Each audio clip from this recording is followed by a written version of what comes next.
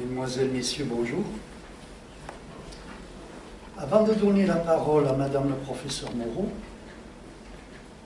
je voudrais faire une mise au point indispensable. Ce que certains nomment médecine douce,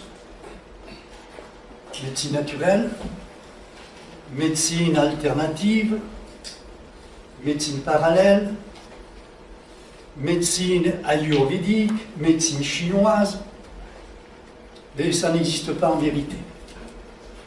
Je vais vous dire pourquoi. Ce sont là des techniques purement naturopathiques. Comme on le verra ultérieurement, en effet, dans le monde, il n'y a que 3 doctrines hygiéniques et médicales. L'allopathie, l'homéopathie et la naturopathie. Il n'y a que ça. Ce que vous appelez médecine douce, alternative, etc., ce sont des techniques naturopathiques. Tout simplement.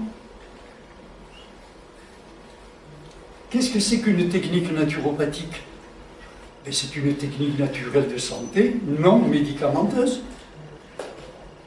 Lorsque vous faites de l'ostéopathie, de la chiropractique, de l'acupuncture, du shiatsu, des massages, de la kinésithérapie, de l'oxygénothérapie, de la relaxation, de l'hypnose, de la sophro, mais vous faites de la naturopathie. Et vous ne savez pas que vous faites de la naturopathie. C'est de la naturopathie. C'est soigner les gens par des moyens naturels. C'est aussi simple que ça.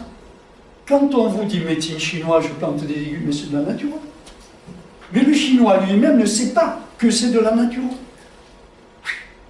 La naturopathie est officielle dans la quasi-totalité du monde. Aux États-Unis avec un diplôme d'État. Au Canada anglais avec un diplôme d'État. En Australie avec un diplôme d'État. Même au Portugal. Même en Moldavie, diplôme d'État. En Allemagne, diplôme d'État. Dans tous les pays nordiques, c'est un diplôme d'État. En Angleterre, c'est libre, totalement libre, parce que ce sont des pays royalistes. Et dans tous les pays royalistes, la naturopathie est libre, comme en Espagne, notamment en Angleterre. Ce qui fait que les naturopathes ont parfaitement le droit, après leurs études, de monter une clinique de naturopathie. En France, non. Ce n'est pas autorisé. Lorsque le Parlement européen a voté la reconnaissance de la naturopathie en 1997, la France et l'Italie ont voté contre. La France ne veut pas de la naturopathie, comme l'Italie. Ce qui fait que les gens qui veulent se faire soigner par la naturopathie sont pénalisés parce qu'ils ne sont pas remboursés par la sécurité sociale. C'est une punition. En d'autres termes, vous n'avez pas le droit de vous faire soigner par des techniques naturelles de santé.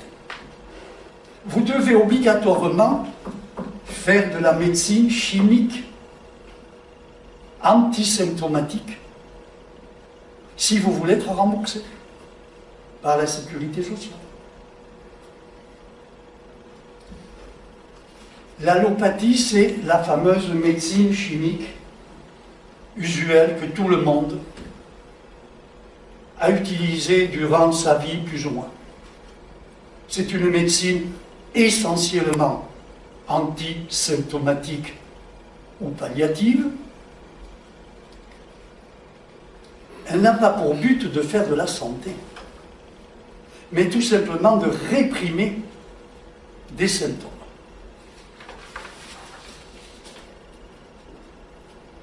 Néanmoins,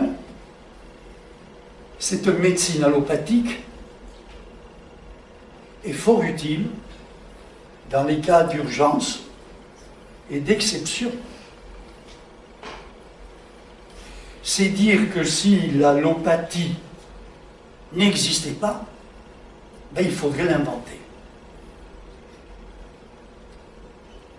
Les cas d'exception, ce sont le mal asthmatique, quelqu'un qui étouffe, ben, il faut bien le bronchodilater, sinon son cœur va péter. Quelqu'un qui fait un infarctus du myocarde, il faut aussi l'aider, et ainsi de suite. Donc on a affaire à une médecine chimique, mais qui n'est qu'une médecine d'urgence et d'exception. Elle n'est pas la médecine, c'est une forme de médecine. Et à côté de l'allopathie, vous avez l'homéopathie, qui est également une médecine essentiellement antisymptomatique, qui utilise des remèdes plus ou moins toxiques que l'on appelle des remèdes subtoxiques. L'homéopathie fait une pathogénésie. Avant d'utiliser ces remèdes, elle procède à des tas d'expérimentations. Et la pathogénésie consiste à quoi? Eh bien, ça consiste à administrer à une personne ayant un tempérament donné, on lui administre une substance plus ou moins toxique, on crée chez elle des troubles, des symptômes, lesquels sont notés, et ensuite, on administre la même substance toxique, mais diluée, donc la substance devient subtoxique, c'est-à-dire très peu toxique. On utilise ça pour justement réprimer les symptômes causés par cette substance donnée à forte dose.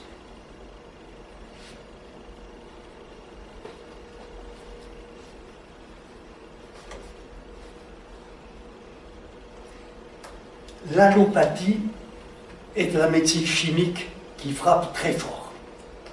L'homéopathie est une médecine chimique, voire éventuellement biochimique, qui frappe moins fort.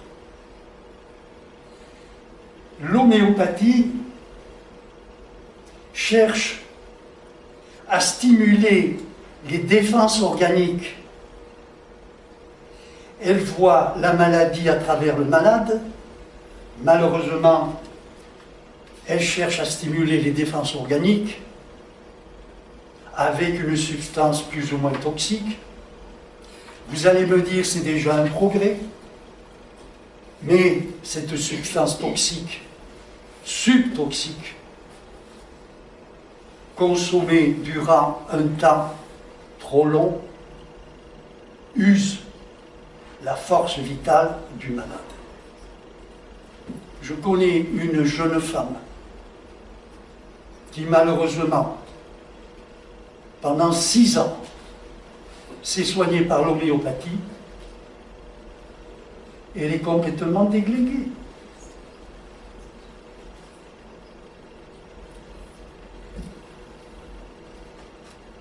L'homéopathie, cependant, s'avère utile chez les personnes qui ne peuvent pas supporter une médecine allopathique chimique, parce que la vitalité n'est pas suffisamment forte. L'homéopathie est également indispensable lorsque les ressources vitales exigées par la naturopathie ne peuvent pas conduire à l'auto-guérison. L'homéopathie est également utile en naturopathie lorsque justement le malade, n'ayant pas suffisamment de force vitale, n'arrive pas à s'auto-guérir, car la naturopathie exige, pour obtenir une auto-guérison, exige un certain degré de vitalité. Et quand les gens n'ont pas suffisamment de vitalité réactionnelle, eh bien la naturopathie peut s'avérer inefficace.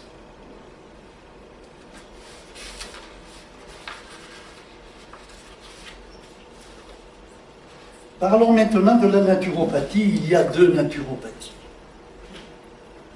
Une fausse et une vraie. La fausse, c'est celle qui utilise des techniques naturelles de santé dans un but purement antisymptomatique. Vous allez me dire, c'est déjà un progrès, puisque la fausse naturopathie ne donne pas de médicaments chimiques, plus ou moins toxiques, plus ou moins iatrogéniques. Bon, c'est déjà un progrès, mais c'est insuffisant.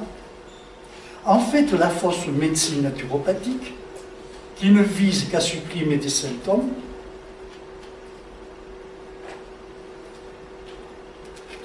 laisse le malade malade. Parce que cette fausse médecine naturopathique n'atteint pas la cause profonde des maladies. La vraie naturopathie vise à corriger naturellement le fond biologique et le fond psychologique. C'est une médecine holistique qui soigne à la fois le mental et le corps physique. C'est la vraie médecine de santé qui vise à faire de la santé en supprimant les causes mentales et organiques. Car il n'y a pas que des causes organiques, il y a des causes mentales. La naturopathie a une philosophie, une science et des techniques. La philosophie de la vraie naturopathie est le vitalisme, qui enseigne que l'être vivant est animé d'une force vitale. D'une force vitale homéostasique, c'est-à-dire rééquilibrante, régénérante, restauratrice, et donc auto-guérisseuse. Une force vitale intelligente. C'est cette force vitale, encore appelée vitalité, qui fait battre le cœur, qui fait circuler le sang, les énergies, qui nous fait digérer, assimiler, éliminer nos poisons. Bref, c'est cette force vitale qui fait des milliards de synthèses vitales à la seconde et qui nous maintient en vie. Nous avons en nous une intelligence, la force vitale. Alors, certains scientifiques affirment que cette force vitale n'existe pas et que la guérison, lorsqu'elle se produit, est due uniquement à des réactions biochimiques. Il s'agit là d'une croyance.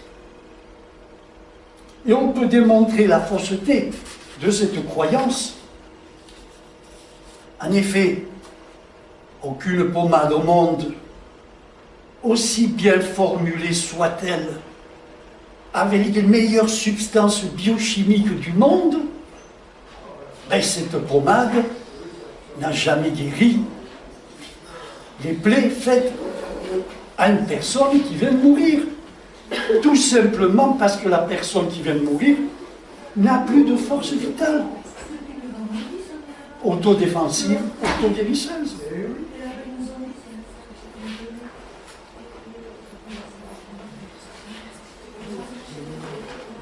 C'est toujours la force vitale, homéostasique, intrinsèque, profonde, innée, qui guérit un malade lorsqu'on la laisse s'exprimer librement, lorsqu'on ne l'entrave pas par nos maladresses, nées de nos croyances, nées de nos peurs.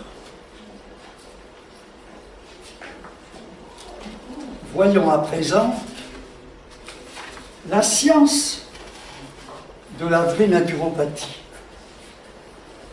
Cette science, c'est l'humorisme, c'est-à-dire la science des liquides humoraux physiologiques tels que le sang, la lymphe et les fluides lacunaires, c'est-à-dire le bouillon de culture cellulaire dans lequel bouillon nos cellules puisent leur nourriture et rejettent leurs déchets. Tout le monde sait que si on pollue l'eau des rivières, des océans et des mers, on tue la flore et la faune, on tue les habitants, les poissons, etc. Eh bien, en nous, il en est de même. Si nous polluons, si nous intoxiquons nos liquides humoro-physiologiques, cette fameuse soupe chaude interne, soit en ingérant des substances toxiques, soit en fabriquant en nous des substances toxiques, en suscitant en nous habituellement ou conflictuellement des sentiments négatifs, eh bien, on pollue notre milieu intérieur, on altère nos cellules, on les rend malades et on peut même les tuer. Une cellule altérée est une cellule en cours de dépérissement, en cours de dévitalisation, une cellule en train de mourir, voire même en train de muter. D'où nécessité vitale de dépolluer notre milieu intérieur pour sauver notre vie, notre vitalité et donc notre santé naturelle.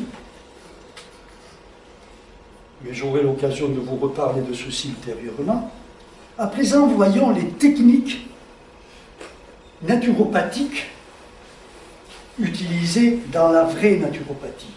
Alors d'emblée, je vous le dis, les techniques naturopathiques ne guérissent rien ni personne. Ça peut vous choquer peut-être, mais c'est pourtant vrai. Ce ne sont que des aides à l'auto-guérison. Elles ne font qu'aider notre propre force vitale à nous guérir en cas de maladie. Je vous le redis, c'est toujours la force vitale intrinsèque, innée, homéostasique, c'est-à-dire rééquilibrante, régénérante, restauratrice, qui nous guérit lorsque on ne l'entrave pas maladroitement avec des substances toxiques, comme les médicaments chimiques, par exemple, ou bien encore avec des substances plus ou moins toxiques, comme les aliments antispécifiques et dénaturés que nous consommons malheureusement chaque jour.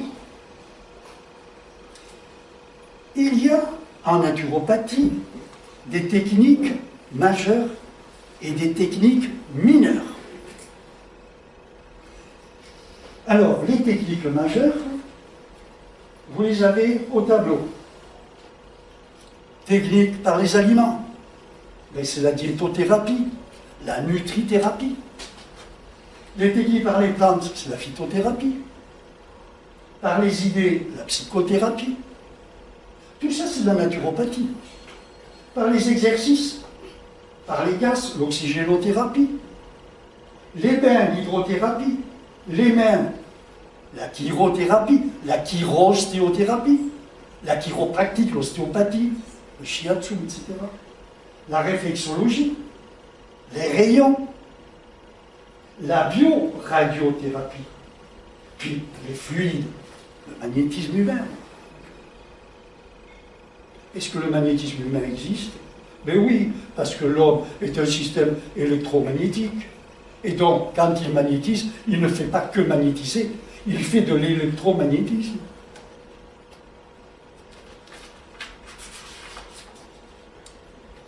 On ne peut pas obtenir une bonne santé sans l'utilisation des techniques majeures. Alors, parmi ces techniques majeures, il est bon de préciser quelles sont ces techniques majeures, dont on ne peut pas se passer en naturopathie, et que malheureusement, les faux naturopathes, ceux qui font de la fausse naturopathie, n'utilisent pas. Les purges, les draineurs. La purge est aussi indispensable que la vidange d'un moteur automobile. Un mécanicien, avant d'ouvrir un moteur, que fait-il? Il vidange le moteur. Quand ensuite il ouvre le moteur, il enlève la calamine. En d'autres termes, la merde qui bloque les rouages. C'est facile à comprendre. Il n'y a que 3 contre-indications aux purges. L'appendicite, la péritonite et l'occlusion intestinale. Mais dans ces 3 cas-là, le malade est déjà à l'hôpital et donc dans l'impossibilité de se purger. La purge. On oublie qu'un malade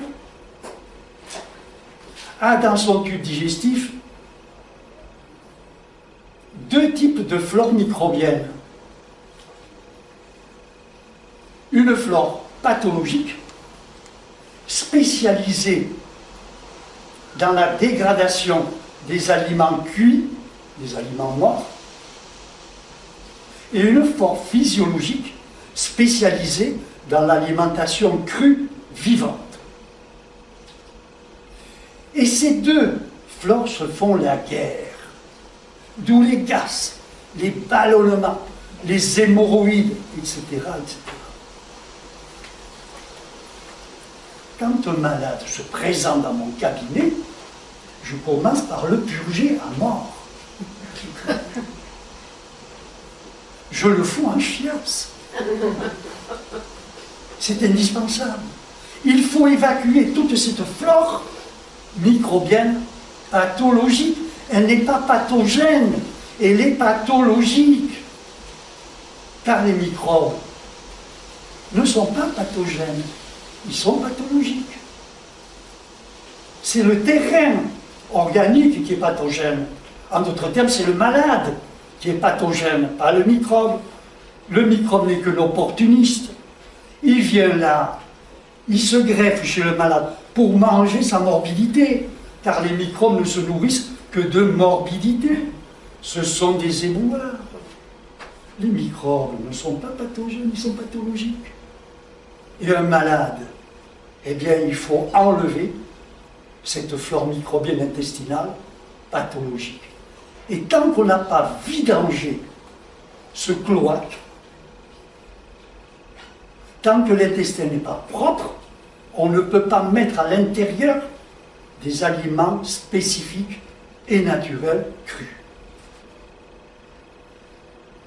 Les gens, en règle générale, ils veulent venir au crudivorisme tout en continuant à consommer des aliments antispécifiques et dénaturés. Mais ils fabriquent en même temps 2 flores, la mauvaise et la bonne. D'où les conflits, d'où les ballonnements, les gaz, etc. Il faut donc vidanger. C'est la première chose à faire en naturopathie. Mettre les gens en chiasse. Oui.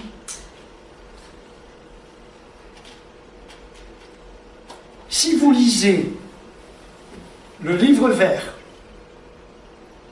du docteur Belnez, on raconte mon histoire à l'intérieur. Un jour, j'ai fait une septicémie. C'était en 47, en 1947, tout de suite après la guerre. Les enfants de la guerre, on sait ce que c'est. On a connu les B-52, les tapis de bombes, on était dessous. Du temps des nazis, on crevait de faim. On mangeait n'importe quoi, on chapardait. Et puis à l'époque, les boulangers fabriquaient du pain avec 50% de farine et 50% de sciure de bois qu'on nous distribuait avec des rations, des tickets de rations. Et alors imaginez que quand on mangeait ce pain, mais ça sortait par la peau. Et alors, et je me gratte, on était en sang, en infection, purulent. À la suite de ça, j'ai fait une septicémie, une gangrène du bras gauche et de la main droite, avec 43 degrés de température, à la limite de la mort. Mes parents affolés appellent le toubib, le médecin de famille. Malheur, je suis obligé de t'amputer. Je suis obligé de t'amputer. Je vais te faire pour ce soir une piqûre de streptomycine pour bloquer. Mais demain matin à 8 h, je viens te chercher en ambulance. Je suis obligé de te couper le bras et la main, sinon tu vas mourir. Je suis pris de panique. Un an avant, j'avais consulté le professeur Marchesso, le père de la naturopathie française du début du XXe siècle, pour des problèmes articulaires, ce que nous appelons aujourd'hui l'arthrite rhumatoïde, mais qu'à l'époque on appelait ça polyarthrite chronique évolutive. C'est pas rien. Et Marchesso m'avait dit, mon petit, parce qu'il m'a toujours appelé mon petit, j'avais 21 ans de moins que lui, tant que tu pisses, que tu chies, que tu transpires, que tu craches, t'es sauvé. C'est comme ça qu'il parlait. Et on comprenait ce qu'il voulait dire. Le jour où tu ne peux plus pisser, chier, transpirer et cracher, t'es foutu. Il faut éliminer. Éliminer, éliminer, éliminer. C'est pas rentrer dans l'oreille d'un sourd. Me voilà avec la gangrène. Et qu'est-ce que je fais? Je dis à ma mère, va me chercher à la pharmacie 2 bouteilles de limonade allemande. La limonade allemande est un purgatif à faire crever un cheval.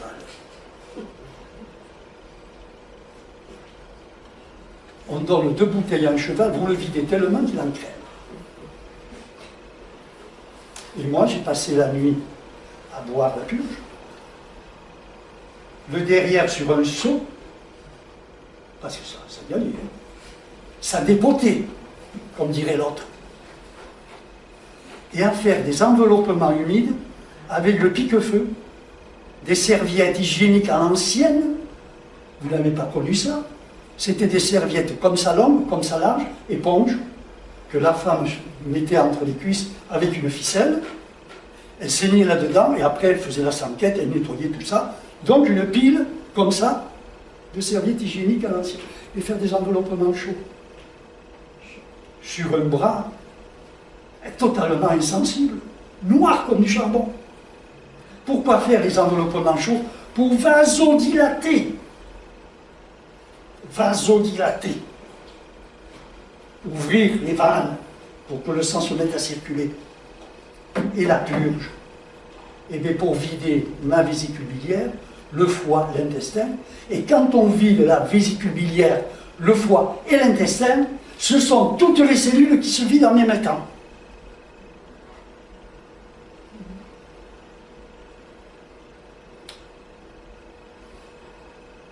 À 4 h du matin, j'ai cessé de trembler. On entendait mes dents claquer à 15 mètres. À 4 h du matin, plus de température. Je m'étais tellement vidé que j'avais enlevé toute la pourriture intestinale. Et donc, je me sentais de plus en plus propre. Plus de fièvre. Ouf! J'ai continué le traitement par voie interne et par voie externe.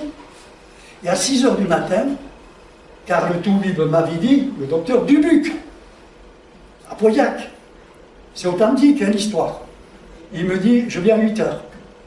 Et à 6 h du matin, j'ai dit, le toubib va arriver dans 2 heures. Il faut que j'opère avant lui. J'ai flambé un couteau, la lame d'un couteau. J'ai planté devant le deltoïde, j'ai soulevé la peau et j'ai coupé tout le long. Imaginez la quantité de saloperie qui est tombée par terre. J'ai laissé sortir, j'ai fait un pansement sec, et quand le tour est arrivé, eh bien, il m'a vu plein de sang. Ben oui, mais je n'ai pas coupé d'artère. Je ne fais couper quelques veines. C'est pas grave. Comment tu as fait ça? Il l'ouvre, il a mis des sutures au point, et il me dit, bon, mais tu n'as plus de fièvre. Je ne t'embarque pas, parce qu'il était venu avec son brancardier me chercher dans l'ambulance. Il me dit, je vais quand même te faire une piqûre de streptomycine en cas où on ne sait jamais, pour bloquer tout ça. Et si demain matin, à 8 h, tu me refais de la fièvre, je suis obligé de te couper le bras. Et la main. Et j'ai recommencé la purge. Le jeûne, bien sûr, le jeûne, ne rien manger, ne faire que prendre la purge, et uniquement la purge. Inutile de vous dire qu'au bout de 2 jours, je serais passé derrière une affiche sans la décoller. J'avais perdu au moins 6-7 kilos. Mais j'étais sauvé. Voilà le résultat. Polyarthrite chronique évolutive, je ne sais pas ce que c'est. Et pourtant, je roulais sur une poussette. C'est incroyable. Il y a ici dans cette salle une personne qui était diabétique. Depuis qu'elle fait ma méthode naturopathique, plus de diabète. Cette personne a été voir son médecin traitant habituel. Et cette personne a eu le malheur de lui dire, ben, je fais de l'alimentation crue spécifique, et puis je soigne mon foie. Et le médecin allopathe lui a dit, mais le foie n'a rien à voir avec le pancréas. Je ne sais pas où ils ont appris leur physiologie. Alors parmi les techniques naturelles de santé, vous avez bien sûr le jeûne hydrique, le jeûne qui par autolyse entraîne la désintoxication de l'organisme. On peut jeûner durant 3-4 jours, 6-7 jours. J'ai connu des gens qui ont jeûné pendant 2 mois. Moi-même, j'ai fait jeûner une personne énorme, qui flageolait dans tous les sens, qui avait des varices gros comme le pouce. On aurait dit un serpent. Je lui dis, madame, acceptez-vous que je vous enferme dans votre villa, au 1er étage? C'était à l'époque de la télévision en noir et blanc. Baignoire, télévision, musique classique. Vous êtes heureuse là? Très bien. Et tous les 2 jours, la purge. Je suis venu la purger tous les 2 jours. Au bout d'un mois, elle a éliminé 22 kilos. Elle me dit, mais c'est pas ça qui m'étonne, docteur. Ce qui m'étonne, c'est que depuis 30 jours, je n'ai pas mangé. Et je n'arrête pas de chier. Mais d'où sortent ces grosses merdes noires qui sentent la fosse septique? Je dis, madame, l'intestin humain, c'est gros comme ça, et votre intestin, il est comme ça gros. Une couche de merde, matière fécale, une deuxième couche, une troisième couche, ainsi de suite. Chaque fois que je vous donne une purge, j'enlève une couche, une couche, une couche. Et le ventre se rétrécit. Bien sûr. Elle n'était pas étonnée d'avoir éliminé 22 kilos. Elle était étonnée de toutes les matières fécales qui sortaient d'elle au bout d'un mois. phase de purge. Le jeûne, quand on se purge le lendemain, et même pendant 1, 2, 3 jours si c'est nécessaire, il faut faire du jeûne. Après le jeûne, il y a une technique naturopathique majeure, ce sont les monodiètes. Les monodiètes aux fruits juteux, très mûrs. La monodiète peut être appliquée pendant 3 jours, une semaine, 15 jours, il n'y a aucun problème. Alors ce type de monodiète doit être adopté dès après le jeûne. Immédiatement après le jeûne, on fait une monodiète, 1 jour, 2 jours, 3 jours, 4, 5 jours, 15 jours. Il n'y a pas de problème. Et cette monodiète a pour effet de reconstituer la flore microbienne intestinale. La flore microbienne physiologique se reconstitue sous l'effet de ces fruits juteux, bien mûrs. Je dis bien mûrs pour éviter d'avaler des acides organiques qui décalcifient. Après la monodiète, il y a le régime hypotoxique. Le régime hypotoxique, c'est généralement à base de légumes crus, non farineux, et de fruits variés crus. C'est ça un régime hypotoxique. On peut appliquer les régimes hypotoxiques pendant 10, 15 jours, 1 mois, sans aucun problème. Donc, parmi les techniques majeures, vous avez la purge, le jeûne, la monodiète et les régimes hypotoxiques. Ce sont les éléments de drainage, de dépollution, de désintoxication de l'eau liquide humoro-physiologique, c'est-à-dire du sang, de la lymphe et des fluides lacrymaux. Parmi les techniques majeures, vous avez également la culture physique de santé. Alors, je n'ai pas dit le sport, j'ai dit culture physique de santé, avec les poids et haltères, à base transpirante et oxygénante. Quand vous transpirez, ben vous éliminez. La culture physique de santé cultive le physique. C'est la base de tous les sports. Ce n'est pas un sport, la culture physique. Ce n'est pas un sport. C'est une méthode naturelle de santé.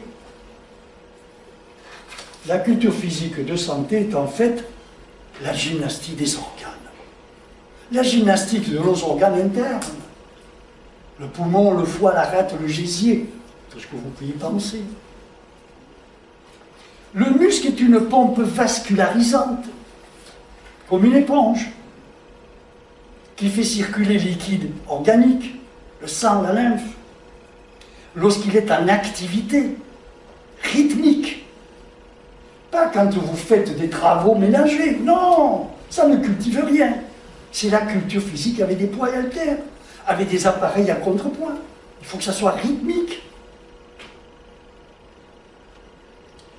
Le muscle est également un réservoir d'eau vitale, de lymphe, d'oxygène. C'est enfin le contrepoids indispensable des nerfs. On a besoin de muscles. Le muscle est un élément noble. Nous en avons tous absolument besoin, nous en avons besoin tous. Il n'y a que les morts qui peuvent s'en passer. Alors, parmi les techniques majeures, il y a le sommeil de plomb. Le sommeil vagotonique, qui nous permet non seulement d'éliminer nos déchets organiques, mais également de recharger nos glandes digestives, nos glandes endocrines. Le sommeil de plomb, de durée suffisante, nous permet de nous nettoyer et de nous recharger, de récupérer de l'énergie vitale. Alors, parmi les techniques majeures utilisées en vraie naturopathie, il y a les bains chauds, les bains hypercaloriques, les bains sans nanof, à l'huile essentielle de térébenthine. Et ces bains chauds transpirants nous permettent d'éliminer nos déchets à travers la peau. La peau est un troisième rein. Et la transpiration n'est que de l'urine diluée. Transpirer, c'est pisser par la peau. C'est se désintoxiquer. Enfin, parmi les méthodes, les techniques naturelles de santé utilisées en vraie naturopathie, il y a la repositivation du mental. La repositivation du mental qui vise à transformer les sentiments négatifs en sentiments positifs, compte tenu que les sentiments négatifs font tourner à l'envers le moteur de la vie et dont ça produit en nous de l'entropie, c'est-à-dire de la morbidité, des poisons organiques, alors que quand on pense à l'endroit, on ne fabrique plus de poisons d'origine mentale. Autrement dit, quand je pense à l'endroit, eh bien, je me revitalise et mon organisme reste propre, intérieurement propre.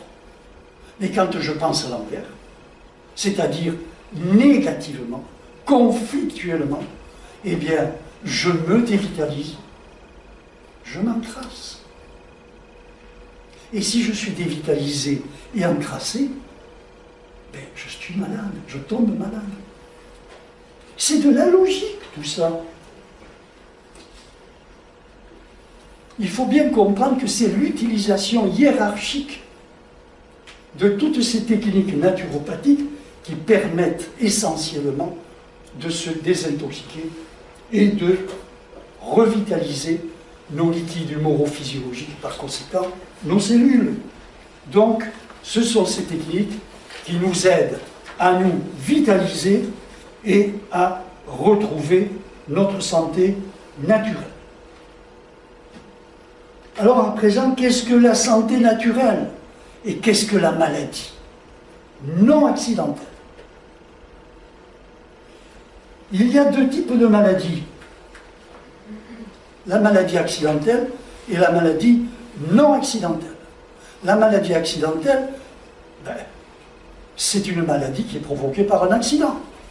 Si je rentre dans une centrale atomique et que je suis irradié, je vais faire un cancer, mais c'est accidentel. Si je rentre dans une chambre à gaz et que je fais de l'asthme ou de l'emphysème, c'est une maladie accidentelle. Je ne parle pas de ces maladies accidentelles, je parle des maladies usuelles, classiques, normales, entre guillemets normales bien sûr, qui sont les maladies non accidentelles.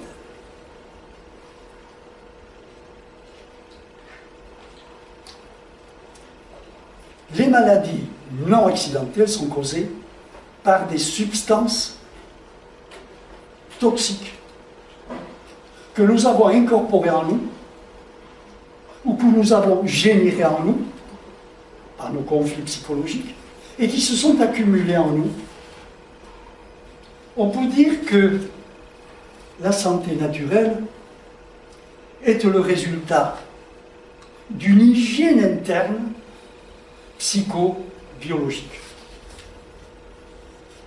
Et à contrario, on peut dire que la maladie non accidentelle est une réaction de défense de notre organisme contre la morbidité accumulée, contre les poisons qui se sont accumulés dans nos liquides et dans nos cellules, sous l'effet d'un stress psychologique, sous l'effet d'une alimentation antispécifique et dénaturée, sous l'effet d'une médication chimique régulière ou abusive, etc., etc.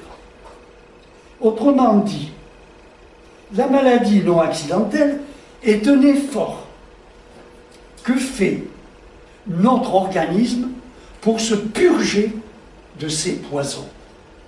Des poisons qui stagnent dans notre sang, dans notre lymphe, et qui intoxiquent bien sûr nos cellules. Cette réaction de défense, que nous appelons maladie, se caractérise par des troubles, par des symptômes qui inquiètent le malade, qui inquiètent l'allopathe et l'homéopathe, auxquels on n'a pas enseigné cela dans les facultés d'État, malheureusement, et qui vont, de ce fait, eh bien, ils vont réprimer ces symptômes parce qu'ils ne les comprennent pas, et ils vont le faire malheureusement avec des substances plus ou moins toxiques qui ne suppriment pas la cause profonde de la maladie. En faisant cela, ils enferment le loup dans la bergerie. Le malade n'a certes plus de symptômes. Il est rassuré, mais il reste malade. Ce qui lui permet de continuer son mode de vie pathologique, antibiologique, comme si de rien n'était. On m'a guéri? Non. On a simplement réprimé le symptôme, mais vous continuez à être malade. Et son mal profond, qu'on n'a pas extirpé, et qui au début est une dysfonction, eh bien, va progressivement s'aggraver et devenir lésionnel. On va passer de la dysfonction à la lésion. Et s'il continue encore à prendre des médicaments répressifs, dont l'efficacité n'a d'égal que leur toxicité, de ces médicaments, eh bien, il ira insidieusement vers la dégénérescence, et même il ira en phase terminale. Autrement dit, la santé naturelle sans médicaments résulte de la propreté de notre milieu intérieur, laquelle résulte essentiellement de notre attitude mentale positive et de notre alimentation habituellement correcte, c'est-à-dire spécifique et naturelle. On aura l'occasion de vous expliquer ce que c'est qu'une alimentation spécifique et naturelle. Du fait qu'on ne peut pas avoir en même temps, on peut vouloir, mais on ne peut pas avoir en même temps le beurre et l'argent du beurre. Il faut donc faire un choix. De même qu'on ne peut pas avoir la santé tout en continuant à penser à l'envers, à manger, boire à l'envers, à vivre à l'envers, en s'empoisonnant. Il faut choisir entre les plaisirs gustatifs, notamment, suscités par nos faux besoins, nos faux désirs. Et il faut choisir entre le vrai plaisir, celui d'être en bonne santé, dans le bien-être, la paix mentale et organique. Il faut faire un choix. La santé n'est pas un don du ciel. Il faut la gagner, il faut la mériter chaque jour, à tout instant, en faisant un effort sur soi-même, en se surveillant, en refusant de pactiser avec tout ce qui peut l'altérer. De nos jours, on parle d'écologie. On parle de la propreté de la planète. C'est bien, c'est même très bien. Mais on oublie quoi? Mais notre propre propreté interne. On oublie de se nettoyer intérieurement. On oublie de vidanger son propre moteur intestinal, qui est un cloaque, chez ceux qui le prennent pour un tout à l'égout. Allez, je bois des alcools, oh tout à l'égout. Je mange des saloperies, oh tout à l'égout. Et après vous êtes étonné d'avoir ici une fosse septique. Vous avez vu ce que c'est qu'une fosse septique? Au fond d'un jardin. Une cabane, de piquer une planche, et les gens font leur sel dans un trou. Et au bout d'un certain temps, qu'est-ce que vous voyez dans le trou? Des asticots. Ça grouille. C'est ça la fosse septique. Près de 70% des Français sont parasités. Mais vous ne le savez pas. Un jour, quelqu'un vient me voir. Je souffre de lumbago. Je le mets sur la table de massage, un infrarouge pour chauffer. Et ensuite, le vibromasseur pour le détendre, le déconnecter, l'allonger. Et qu'est-ce que je vois sortir du trou de balle? Des asticots. Comme ça, non? Tout blanc, de la grosseur d'une fourchette. Il en a éliminé 400.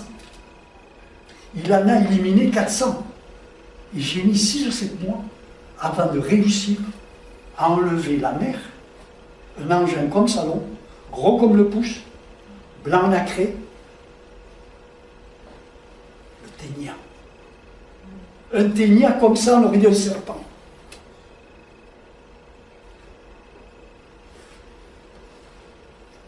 Instinctivement, les docteurs vétérinaires, que font-ils?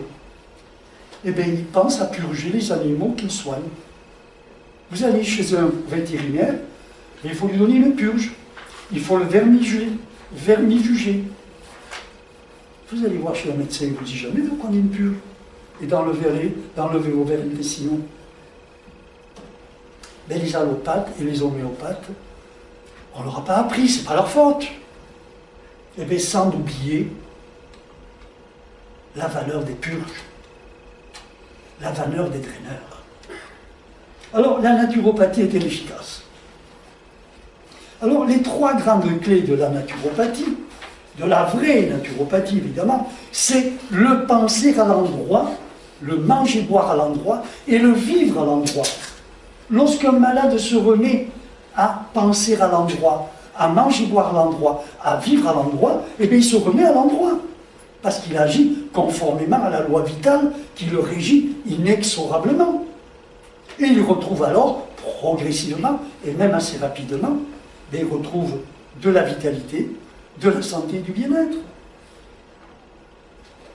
Le penser, le manger-boire et le vivre conditionnent à près de 100% l'état de santé selon qu'ils sont à l'endroit ou à l'envers. L'être vivant est le résultat de ce qu'il pense.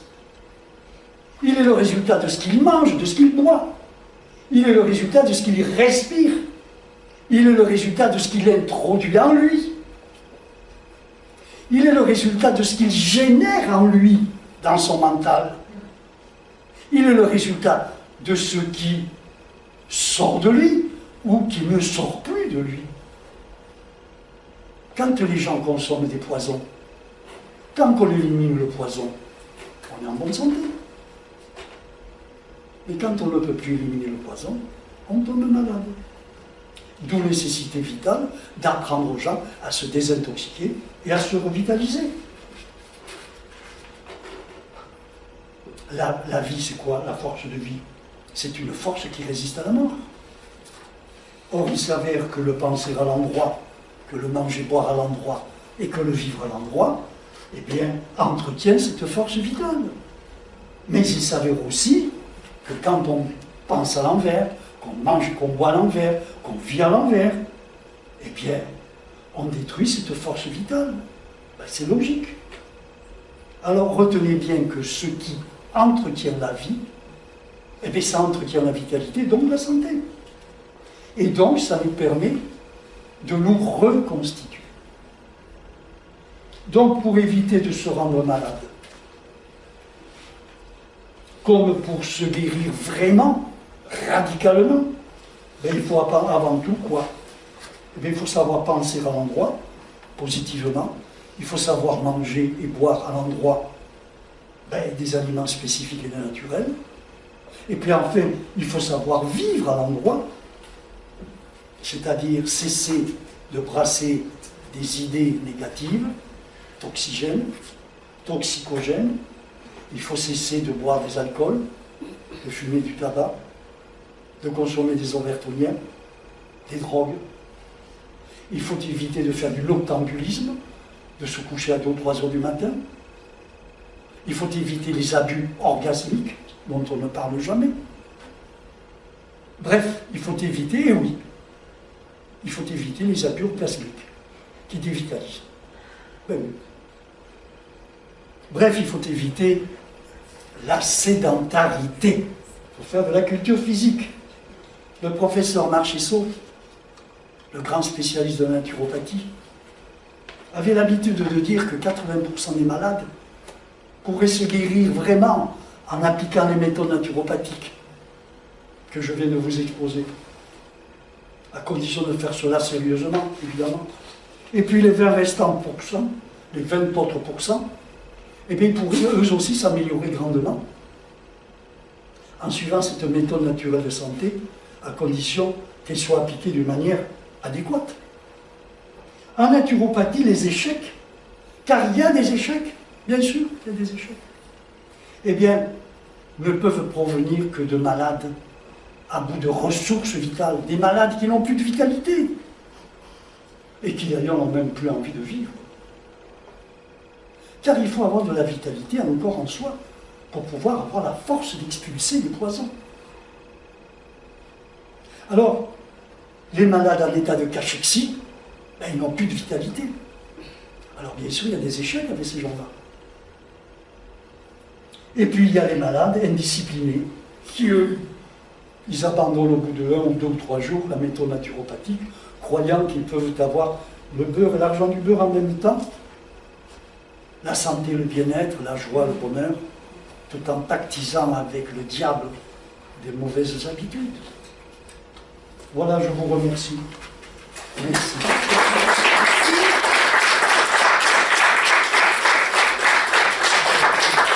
Maintenant, je vais donner la parole à Madame le professeur Moreau, Marie-Claire Moreau.